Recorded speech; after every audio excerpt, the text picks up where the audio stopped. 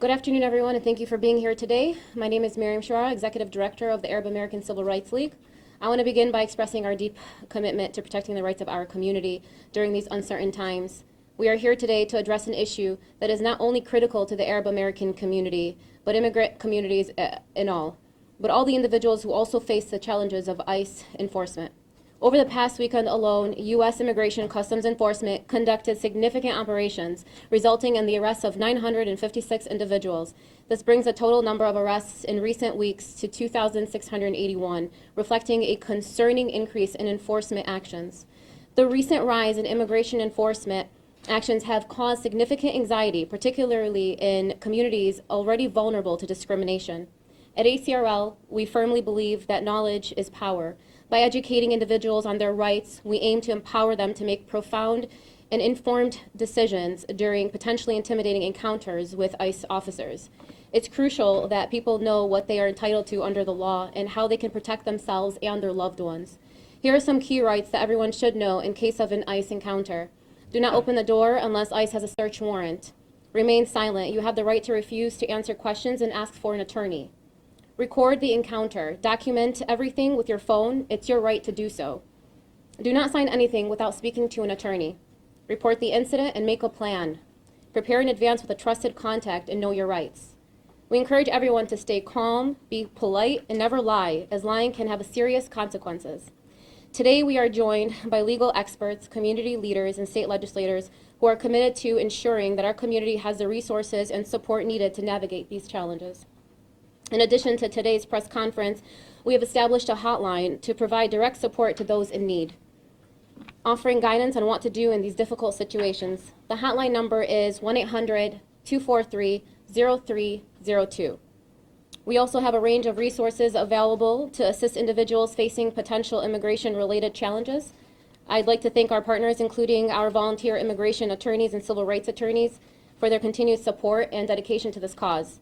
Additionally, I'd like to acknowledge the presence of key legislators and officials who are here today, as their involvement strengthens our collective effort to protect the rights of all people, regardless of the immigration status. I'm going to turn this over to the founder and chairman of the Arab American Civil Rights League to go a little bit more in depth of this. Nabi Hayad. Thank you, Miriam. Thank you all for being here. Again, I say it over and over again all the time that you guys are in this room.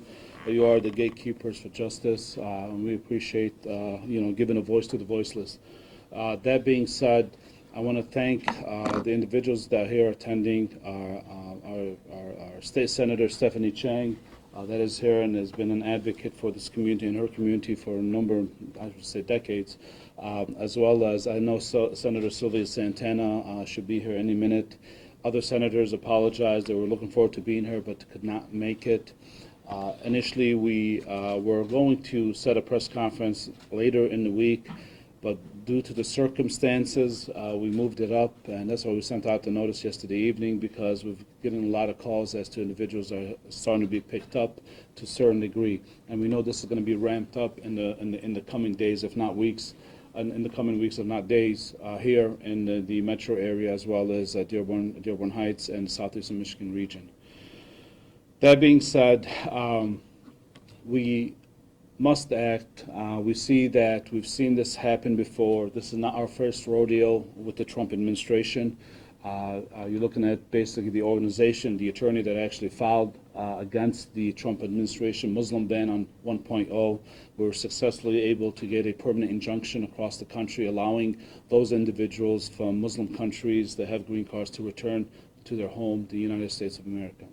We've also looking at the same firm here, an attorney that basically have filed the first expedited removal lawsuit here in this region of the state, if not the country, approximately 22 years ago, when Ashcroft, the Attorney General at that time, tried to remove about 140, mostly predominantly Yemeni Arab Americans from this region. Again, we were successful in that as well. What we see happening here with the Trump administration and the executive order, they're trying to exercise and implement a law that is basically very specific in its application, and that is the expedited removal law. And the expedited removal law really applies to arriving aliens, meaning those are individuals that are basically coming in at a certain time.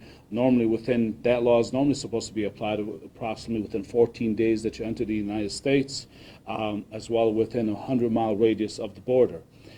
With the Trump's new administrative order, it basically makes no limit of such. Basically, anyone that's basically in this country, regardless of radius from the border, anywhere in the country, you can be arrested and deported, and using this statute, the expedited removal statute. Now, what is so dangerous about this statute? It's the inability to be able to go before a court, inability to go before a hearing, inability to get bond while these actions are conducted to remove you from the United States. And the danger in that is these things happen very, very fast. Basically, you're arrested. You are seen if that is the person that you are, you claim to be. Literally within days, they have you either on a bus or on a plane out of this country. That's a very dangerous mechanism for individuals, even individuals that have lived here for a number of years, who can say they walk around with paperwork showing that they've lived for the last 2, 3, 4, 5, 10 years down the road with paperwork showing that I've been in this country. You cannot just take me, put me on a bus, on a plane, and get me out of here. All right? You must put me under normal standard removal proceedings under the immigration laws. That's the danger in it. And we've seen already the actions have already been implemented. Individuals, some of them were arrested were U.S. veterans. Some of them that were arrested were U.S. citizens. Some of them that were arrested were individuals that were deported back to Mexico, and they're not even Mexican. So there's inherent danger in that because you're leaving the discretion and the authority for that particular officer that comes knocking on your door, your business, to arrest you. And that's the inherent danger in that. Now, again, we're not sitting here and saying, we're against this policy or that policy. What we're saying is that civil rights and due process and our Constitution and our Fourth and Fifth Amendment should absolutely be respected during this process. And what our concern is, as a civil rights organization, and justice, and there's a threat to justice anywhere, as well as our Hispanic American community, Latino American community, Asian community, Indian American, Pakistani, Bangladesh, all these communities have a concern. Because some of these individuals look at us as just as one class and one diverse group. And if you don't have your papers at that particular time, it's a very dangerous outcome that could happen to you. And once you get deported, good luck on trying to come back. It's a very, very hard process in of itself. Not a lot of people have the resources to step in federal court and bring their action to protect their rights and their constitutional rights under our federal system. That being said, we do have the Arab American Civil Rights League, ACRL here does have resources. We have resources. We have volunteer attorneys. We have damn good attorneys as well, the attorneys that change law in this country that are willing to step up and help. We have AOD Law, my law firm, as well as numerous attorneys like William Savage, Verona Senko, amazing paralegals as well, like Heather. We have other volunteer attorneys, Rula Owen, an amazing attorney, civil rights attorney as well, and other stuff that she handles. As well as our number of our board members that also specialize in immigration law, that are stepping up to volunteer, as well as community attorneys that have accepted to volunteer their time and efforts to help. And this is what this the hotline is about. Again, we're not guaranteeing that we're going to sit there and defend you for years and years to come on when you call that number, but we could definitely give you the direction, give you some advice, try to help you in navigating through this this process in a very expeditious fashion. We're here for you. We want you to know that we're here for you. ACRL is here for you to take on this fight with you. I know it's causing a lot of anxiety to the community. The community is on edge. Are they coming for me? Are they going to be, did my neighbor say something? Did my employee, colleague say something? Does somebody say something that's going to get me arrested this evening or come knock on my door at 6 a.m. in the morning? That's normally the time that they do this as well. So yeah, the community is on edge, and we want the community to know those individuals and their families that are affected and their loved ones in their community that we're here for you, standing up for you on these issues, and we'll be ready. If we have to step into federal court, it's not our first rodeo. Like I said, we will do that. We will do that. And if they exercise expedited removal in a wrongful fashion, ACRL is going to be stepping back into federal court and bringing another lawsuit. And we welcome that challenge. We will do it all day long. So what's important is these individuals know that you don't, like as Miriam said, you don't have to basically, outside of your name, you don't have to give them any other information. You can say you want an attorney. You can ask them if you're under arrest. You can ask them also if they have a warrant. If not, not that they always need a warrant to come into to your home, but unless they see a crime, normally they would always need a warrant to come into your to search your home or search for you with an arrest warrant. They may come up to your job. Make no mistake, there's a number of informants as well in the community. Themselves are illegal that would work for immigration and give some names out. So yeah, it's a very stressful, high anxiety time for this community. I think all diverse community, not only in this region, in this state, and in this country. The problem with using expedited removal against these individuals is that these individuals first have to be classified as arriving aliens. And the law is pretty particular as to what is considered an arriving alien. If you've been here for a number of years, you're not technically no longer an arriving alien. And there's plenty of case law across the country to address this. So what does that mean? That means that they cannot just sit there, grab you, put you on a plane and deport you. That means they have to set you before an immigration court judge, one that is knowledgeable in the law and knows the immigration laws and rules and policies, with a district counsel who's so-called AKA prosecutor, and your ability to have counsel to defend yourself before the court proceedings, and the ability to have appeal rights and everything else down the road. That is the difference when you go before the immigration court proceedings and normal removal proceedings. So does this officer who's arresting these so-called aliens, immigrants, or illegal aliens, do they know the background? Do they know do they know their circumstance? Do they know how long they've been in this country? Do they know whether their spouses are about to become United States citizens, where it may give them relief? Do they know their background, whether they're afraid to go back to their home country because they are under fear of torture or a fear of persecution in their home country? These are all exceptions to the expedited removal type situation. And the problem with expedited removal, even if you could claim that, hey, I'm afraid to go back to my home country because I'll be persecuted or tortured or what have you, or I'm stateless, but it's up to that one particular officer who does not have, most likely, a lot of experience and knowledge in the process to sit there and say, oh, okay, I feel that you have a credible fear, so I'm going to go ahead and put you through the normal removal proceedings. You can apply for asylum thereafter. So it's a very dangerous route that's happening. Very, very, very low protections, if any, when you use this type of law or this administrative order to take on the most vulnerable in the community, and that is the immigrants or illegal immigrants in this nation. And make no mistake about it, these individuals, they may be illegal immigrants, they may be in violation of law, but they have family, they have loved ones, they have community that are U.S. citizens, are legal aliens, are permanent green card holders, are working taxpayers, and are voters, and are very concerned about their loved ones. At this moment, I would like to turn it on to our esteemed Stephanie Chang, State Senator, please. Good afternoon, and thank you so much to ACRL for hosting this and for the work that you're doing to protect everyone's civil liberties and civil rights. Nabi mentioned how we have been here before. I was looking back at records of work that even just my own office has done, and thinking back to March 2017, doing Know Your Rights trainings. Had the opportunity to serve Southwest Detroit in my time in the State House, and it feels very similar. Much of the fear that was mentioned before, much of the anxiety, much of the feelings about where is safe to be.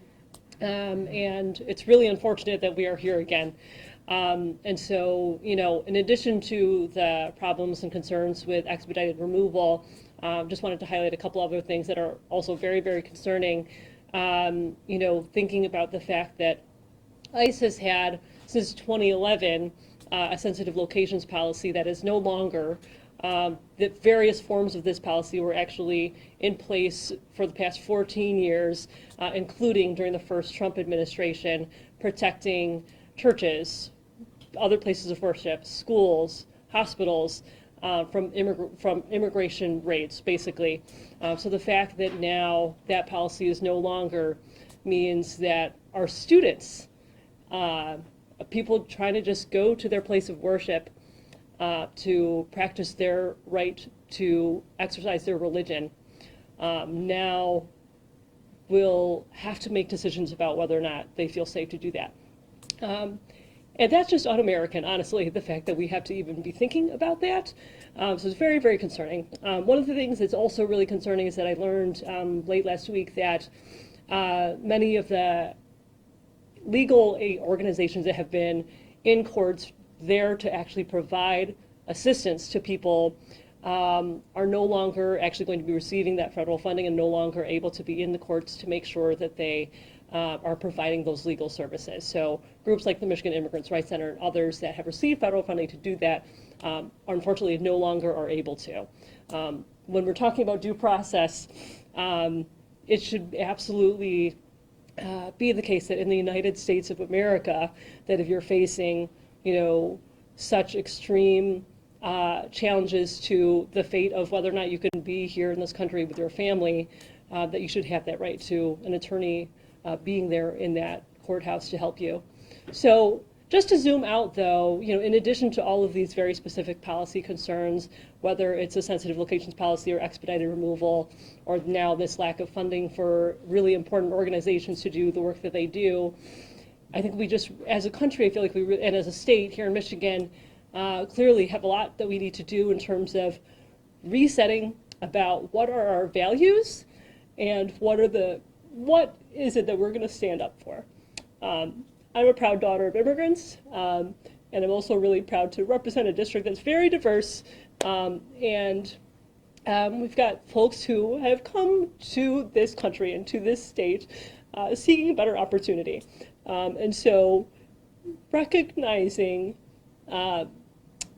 just the importance of immigrants to our state, not only to our economy, but to the vibrancy of our neighborhoods and to our communities, is something that, unfortunately, I think there are a lot of folks who need that reminder of just how important immigrants are for our state. And so I would challenge anyone who stands up for civil rights and for civil liberties to remember that we have to stand up for everyone in our communities.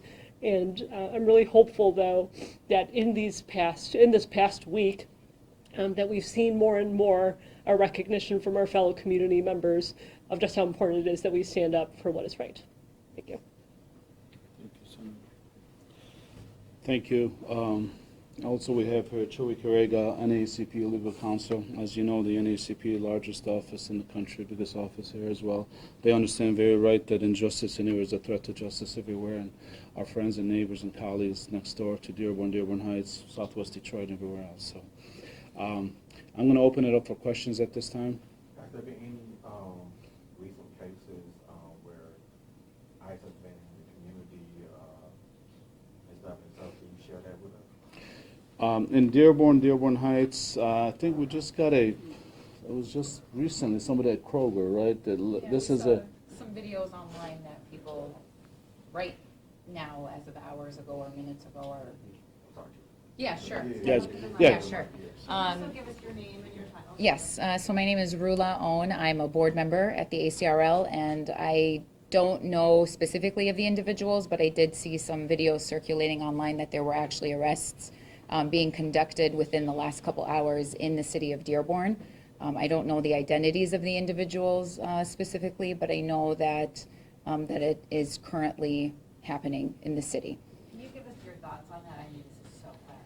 Yeah, I mean, I don't disagree with Nabi. So as an attorney who has practiced immigration law, I know that there are protocols, there are laws, there are procedures and mechanisms that you have to go about in order to deport individuals who are undocumented. Usually our role as attorneys is to determine whether there is a path to status, whether it be a U.S. citizen, family member, immediate family member, spouse, child, or the like. Some people are not quick to apply for lawful status as soon as they become eligible for it. So the fact that individuals are being picked up, put through these expedited procedures without determining whether they are, whether they can lawfully stay for other reasons, I think that that's extremely frightening. I think that everybody knows somebody who is related to somebody who could provide a path for them to legally stay here. But if all of that is ignored and we,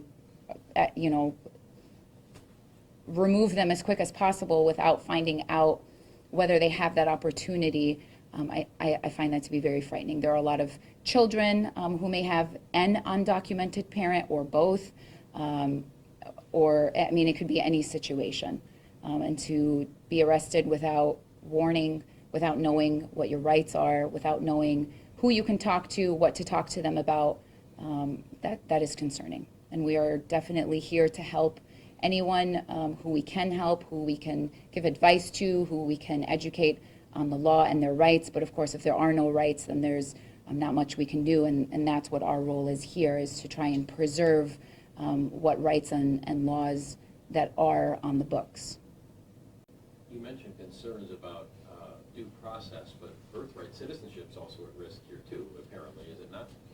Oh yeah, absolutely. I think that's, and as I predicted, that was going to be stricken down under the 14th Amendment. I mean, it's not just that easy to amend our United States constitutional amendments, and I think a federal court in Washington on the West Coast has struck that, or to put an end to the stay on that, and actually asked the government attorneys. It's unbelievable that they even take that position, that that somehow, some way is not unconstitutional. So yes, I think that's going to be a very uphill battle for the this presidency to try to strike that birthright citizenship. Absolutely.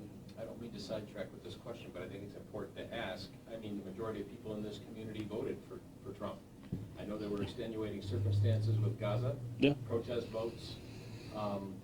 I'd be interested in your thought on that. I mean, I'd love to give it. It's not like this is a surprise. I'd love to give it. I mean, in all essence, yes. I mean, there is priorities of importance to this community, and genocide was the most important issue to this community. So yes, absolutely, there was issues, and they know. I mean, they're not all for every little task that Trump does. There's no doubt. They may be against what he's doing right now. But if I had to choose between somebody being put on a plane, taken, and being deported back to their country, as opposed to a child being sniped by a 2-year-old or 5-year-old, or somebody burnt alive and a genocide happening, I'll choose the first. And I think a lot of the community feels the same way. That is number one on their list. They want to see the killing of people stop, especially children and women. Yeah. So if you don't have any paperwork with you, green card or any kind of document proving that you are in process, you could be targeted. Doesn't mean that you have to hold your papers with you all the time. Well, And if you do have one, also you could be deported if you forget it. Well, yeah, absolutely. First of all, we absolutely urge you to hold a lot of papers with you at this time, especially if you don't have no immigration status. Now, if you have an immigration status, if you have a green card, a citizenship, a passport card, you have pending paper shows, you have a pending application for asylum, definitely hold that. But if you don't have that, and if you're either an illegal immigrant, or you overstayed, or you came on a humanitarian parole, or you were vesseled in, or what have you, you definitely need to show, I would recommend at least 2 to 3 years of paperwork. And that doesn't mean you keep every utility bill, every tax bill, every electric bill, but you keep it on every 2 or 3 months, show that you've been here all this time, for them to know that, okay, this individual has enough evidence to show that we can't use expedited removal against them, therefore we must put them through the normal channels of removal proceedings and possibly allow this individual to get some sort of bond to a certain degree. So yes, I recommend strongly for individuals to have either on them or in their vehicles or in their home or where they go to work, a number of documents to show how long they've been here. Everything from utility bills to tax returns to lease agreements, credit card bills, phone bills, so whatever you may have in your possession, keep them on you every 3-4 months to show that you've been here for this long, because they'll be looking at that. Are there any more steps outside the first option on the hotline number you guys are going to take to continue to raise? Yes, yes, and that's a good question. We are looking to see the number of calls and how they come in, and as to what kind of action that the government is taking against these individuals. And if we feel that they've overstepped their authority, we will, again, probably start a class action lawsuit again and step into federal court and asking for a stay and an injunction against the U.S. government from exercising it, because they simply cannot do or choose or know who is under the expedited removal statute or not. And that's dangerous. It's upon the government to take certain action. They must show that they've done it in a proper fashion, and they're not basically just applying it indiscriminately against this person, that person, and also whether their due process rights were considered in that process of executing. Do you need a test case for that, or can you just file that blanketly on its Well, face? we need a complainant for that. And again, this is kind of why we've done this. We've started to get some calls of concerns, and it got a little bit more over in the last few days. So what we felt that we probably could not wait till this press conference goes to the last, because we know this is going to be coming. As you can see already in Kroger today, it was coming. So we felt that we need to move on this ASAP, because there's going to be a lot of families that are going to be affected very soon with this. So yeah, we need definitely a complainant. Now, complainant could be a representative of a class. We've done that before, but we have had complainants come in as to once they're actually arrested, a family member is impacted, or the individual is impacted, to step in federal court and say he's a representative of a class. So when should people call this hotline? Should they call just with general concerns after their, family members detained? I mean, I would think that somebody, knowing I've been doing this for 25 years, I think anyone that is concerned about what's going on, especially if they have a loved one or family member that is a possible target of this administrative order, to absolutely call the hotline. Maybe a lot of them, I know, they want to ask some questions as to what can we do, like the gentleman said, what kind of paper should they have on them? Should I go to work? Should I not go to work? Should I stay at the same house? Some people I've had. A lot of times when government are looking for you, people don't stay at the house. They end up getting a hotel room or a motel room to stay away, or somebody else's house, because the government can't just come and easily arrest them. So some of them, if they're already in the system where the USCIS already knows where they at, where they reside, or where they work, then the government knows where they're at. They're probably going to come out there. They'll have some concerns. So I would anticipate them calling us on a number of issues, including that kind of a preemptory type. What should they do, as opposed to, and I'm sure those individuals that had loved ones arrested will definitely want to call and see what can they do next. Is that manned during business hours? Like when? It's going to be 24 hours for us. We're going to have it. We have it on the. It comes into our system. System notifies us via email and text, and we can actually see their voicemail, so we can call them back immediately. And we've had those as well. If you remember from the Gaza situation, where we had 70 volunteer attorneys around the country, has filed in 22 different states. We saved about 70 families over there on that hotline and what have you. So yeah. You were talking about people not filing paperwork for a long time. Do you see increase of files right now? Or trying or calling you guys, getting in touch with you to file the paperwork for the permanent stay? I see a lot of filings probably either in the asylum context or in the federal courts. That's what we're going to probably see, because the individuals that already have some sort of relief, they probably would have already exercised it. But now, given the circumstances, they'll probably put some fire behind them to go ahead and file, if they're looking to file for asylum or convention against torture, to try to remain in the United States before they actually arrest them. So yes, I would think there will be uptake in some sort of filings. There are those individuals that basically want to, ghost and just disappear and not give, because once you file, you have to tell, immigration what's your residence, where you work, where you've been for the last 5 to 10 years. So those are concerns of individuals. Beyond the human element of this, I'm interested in your thought when we go look back at the Muslim ban versus what's happening now. And not to apples to oranges here, but there are reports about health agencies being told not to communicate publicly at this point in time in regard to other aspects, other stories. But my question is centering on just the loss of due process, as you allude to, and a message for people that may not think about this issue beyond those that are impacted individually. But what is happening is the erosion of the legal process and what has been customary. I'd like your thought to expand on that, about the danger of what we're kind of stepping into here with what is happening. Yeah, well, I mean, That's a democracy, right? I mean, in a democracy, you get to choose who you want as your leaders, and the overwhelming public has chosen that they wanted Trump, and he's said day one he's going to execute for immigration, what have you. I mean, listen, we're not sitting there and condoning illegal immigration. What we're saying is that protections for individuals already are in this country. You can't go for 10, 20, 30, 50, 100 years and do something in a certain way, then come down one day and say, oh, this is going to end tomorrow, and we'll just put you all on a plane and get you out of here. You know, there are people, there are human emotions, there's families' lives are affected by this. You can't just take certain action in a certain way. We have to be civil, and that's Senator Stephanie Chang said. We have to have the humanity in us. You know, as we pride ourselves around the world to talk about how we are the democratic nation and how we care about the world and we want to bring justice to the world, but yet we're sitting and exercising injustice to a lot of these individuals.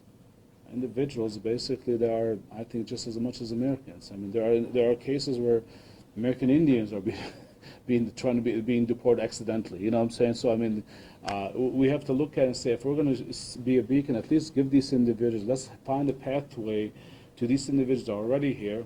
Let's move forward on that, and then thereafter, if you want to be hard and conservative on the board, that's fine. But for those individuals that are already here, because this whether it be this administration or administration before allowed them in, you shouldn't punish them.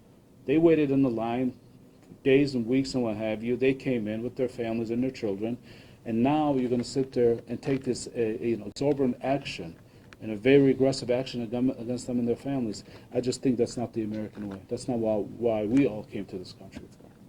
Last question. The immigration court is very slow court. Sometimes it takes years for the decision to be made. Do you think the courts are going to also speed up the whole system of making decisions on? That's a good question. It all depends on the resources. If they give them more resources, they'll absolutely move that up. It all depends on the resources. You know, that's always been the issue with the immigration court is the resource. The more resources they had, the more the adjudications. You see, after COVID, they've slowed down. We've had some people that got the green cards without even interviews after COVID because they were so backed up. So I'm sure there's still some backup after COVID, but if they want that to be expedited, they have to have the resource to hire more immigration court judges, staff, interpreters, everything else. Yeah. Do you think it's going to happen, or probably not?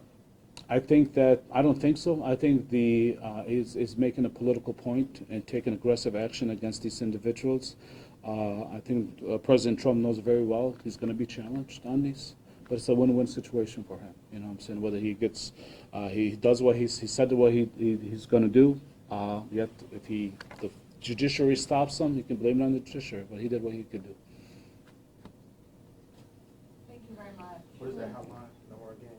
Yes, it's one. It's also on the press advisory. Okay. I think Santana called. Oh, okay. Right. All right. Any more questions? All right. Again, thank you all for being here. Appreciate it.